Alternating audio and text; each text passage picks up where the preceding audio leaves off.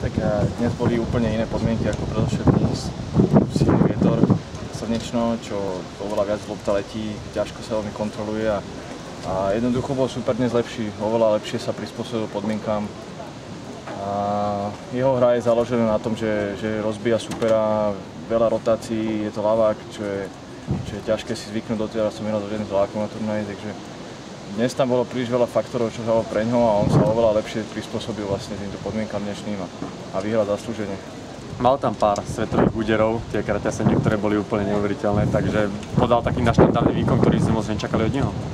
Tak ja som čakal, že bude hrať podobným štýlom, ale hovorím, ako v dnešných podmienkach to naozaj jemu to oveľa viac svedčalo ako mne a vlastne tá jeho hra rozbíjacia ešte umocnilo to, že dnes fúkalo, ja som sa nevedel dostať vôbec do rytmu vďaka jeho hre a ešte aj vďaka tomu vetru, takže ja si myslím, že ešte tie dnešné podmienky mu ešte hrali do karát a hovorím, vďaka tomu bol dnes o treť lepší a Po dvojhre to teda máš za sebou, čo s tým semifinále? Je to úspech alebo predsa len sme si čakali viac? Tak v mojom rebríčkovom postavení sa začína v podstate zaujímavejšie body začínajú v semifinále, takže v semifinále nie je zlý výsledok, ale keď sa chcem posúvať, tak musím uhrávať lepšie výsledky ako v semifinále, takže vyhral som 3 zápasy, čo nie je zlé a dá sa zase na tom ďalej stávať.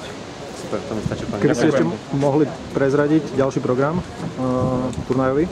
Ďalší program idem na Wimbledon od budúci týždeň.